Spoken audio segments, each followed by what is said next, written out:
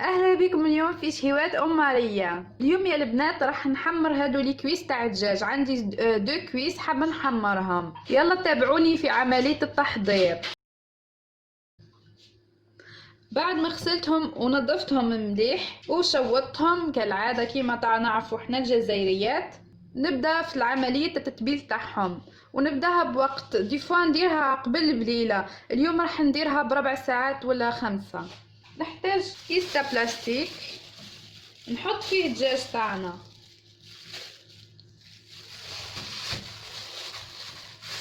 التتبيله هذه هايله بزاف، قلت نصورها تشوفوها منها تستفادوا منها. نحط عليهم زوز سنات توم كبار ونملحهم مليح. ندير الملح مليح على خاطر الدجاج المحمر يتكل على وجه الملح.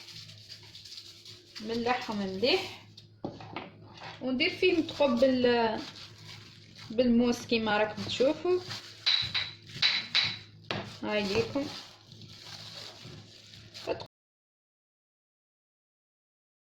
نتقبهم في الجهات الكل. نزيد لهم شويه خل باه يطيبوا لي ليه وتتنحى لي هذيك الريحه تاع الدجاج المش مليحه. شويه برك مش بزاف. نزيد لهم شويه برك زيت، مش حاجه كبيره، شويه برك. ونبدا في التوابل. نحط شويه فلفل كحل، التوابل اللي تحبيهم. انا هذم التوابل اللي نحبهم انا، فلفل كحل وندير الكمون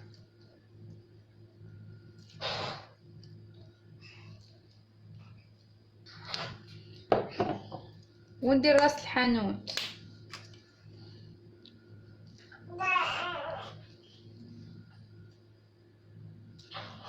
سبع توابل. وندير شويه برك سكر، مش حاجه كبيره، كيف كيف شويه برك. ندير السكر باه يعطيني شويه لمعه في الجهه تاع الجلده من برا، من طعم رائع للحم. انا نزيد له شويه هريسه، هذه اختياري، اللي تحب تحط حبله. وباه تجيني التحميره باهيه نزيد له شويه طماطم كونسيرف، طماطم معلبه.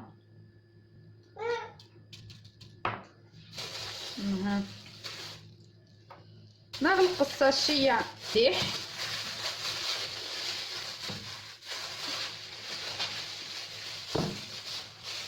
ماذا بكم تغسلوها كيما راكم تشوفوا. وديري بيدك كيما هيك، خلطي التوابل كل مليح كيما راكم تشوفوا.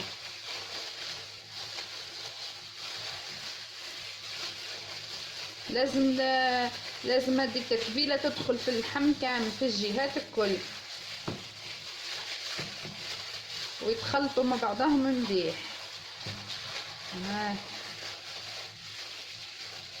كاين الورق تاع، كاين لي ساشي هذوك تاع الفور، انا ما عنديش حاضرين، ممكن تديروا فيهم ديريكت وتحطوهم يتحمروا في الفور، بس تخليهم يتبلوا مده صح. انا ما عنديش، راح نحطهم ديريكت.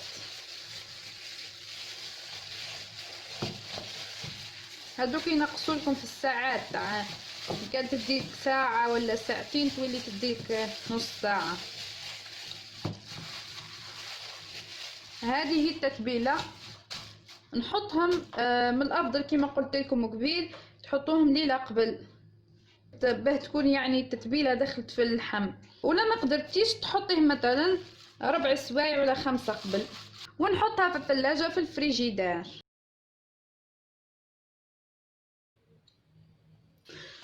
بعد ما ارتاح اللحم تاعي في السيزونمون في الفريجيدير تقريبا ربع ساعات.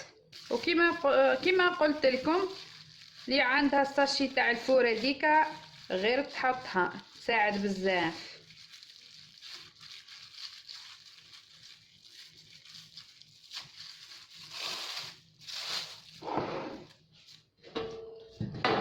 نجيب بلاطة الفور، نحط له البابي ألمنيوم،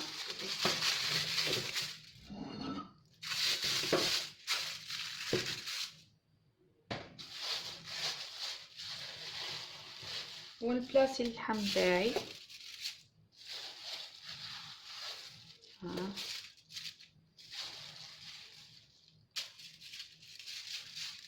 هاوليكم تقدروا ديروا عليه حتى تزيدوا معاه روز بطاطا باه يديو البنه. هاوليكم نحط عليه شويه زبده باه تجيني الجلده مقرمشه، تجيك كيما تاع المطاعم.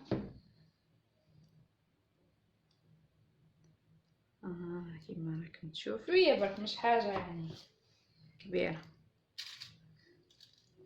دركا راني سخنت الفور تاعي على 220. نحط الفخاد تاع الدجاج مدة حوالي، انا نحط تقريبا ساعة ونص بما فيها نحمر الفخاد، نحمرهم على الجهتين وحسب الفور نقفل عليه باه يبقى الهواء لداخل. على هذه قلت لكم لي ساشي خير، خاطر ما كي تقفلوا الهواء ما يخرجش، يطيب مليح على اللحم ويطيب في وقت اسرع.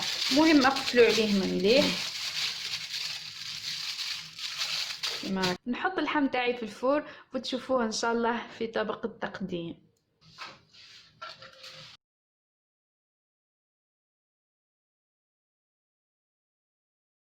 هذه هي الوصفه تاع اليوم اللي درتها لكم، دجاج محمر. التتبيله تاعو بنينه بزاف، نستعملها حتى الدجاجه كامله مش لازم غير لي كويس. وش هي كي طيبيه في الفور لازم لك درجه حراره من 200 حتى ل 230، وما تخافيش غير كان عندك معاها بطاطا، ولازم تقفلي عليه مليح بالالمنيوم باه يطيب لك. يدي واحد الساعه ونص يعني حسب الفور يعني العادي، هكا يطيب لك كامل وما يجيك شايح. والتتبيله لازم نهار قبل يجيك يعني بنه رائعه، خير من الدجاج المحمر تاع المطاعم. المهم تاكلوا بالصحه والهنا، ان شاء الله تجربوا الوصفه وتردوا لي في التعليقات وتكون عجبتكم ان شاء الله. إذا حبيتوا مزيد من المواصفات ولا فيديوهات أخرى تهم المرأة، نخلي لكم الفيديوهات الرائزة لقناة مملكة الأنيقات. إذا حبيتوا المزيد من الوصفات وكذلك موديلات قنادر الدار، ما عليكم إلا متابعة قناة مملكة الأنيقات والضغط على الجرس ليصلكم الجديد. هذا بالنسبة للمشاهدين الجدد. أترككم في رعاية الله وحفظه. سلام.